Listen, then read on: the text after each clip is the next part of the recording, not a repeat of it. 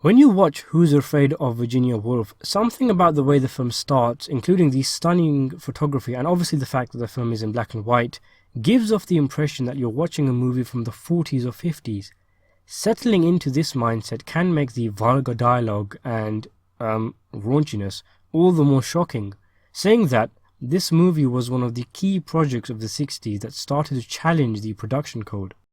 In it, Elizabeth Taylor and Richard Burton play Martha and George, a bitter aging married couple who often spar in venomous verbal duels and drunken outbursts. Martha has invited Nick and his wife over. Nick is an ambitious young professor and his wife is rather timid.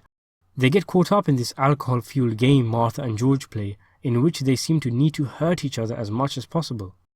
As the night goes on, secrets and intimate facts are revealed, and not just from the two protagonists.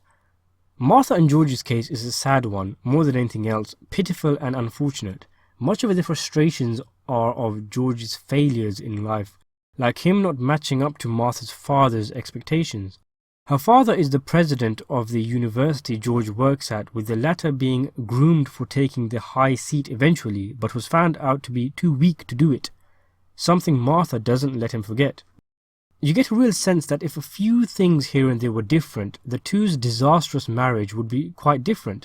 And I guess the movie does suggest that after the night's events are over, they have reached a podium that neither will now fall off.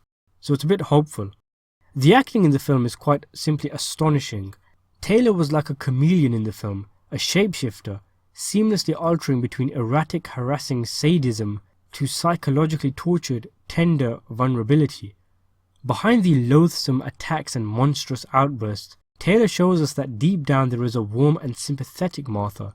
Equal to her is Burton, who, behind the submissive resignation, lies the raging fire easily able to extinguish Martha's tirades if provoked.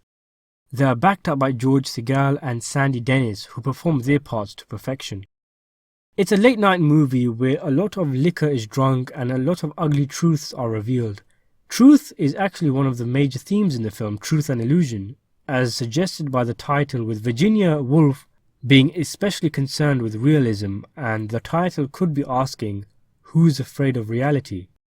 The movie is a great one for those looking to see something concerning in-depth, fully fleshed out characters with intricate interactions and magnificent acting of both the overwrought and nuanced kind. I give this film an 8 out of 10.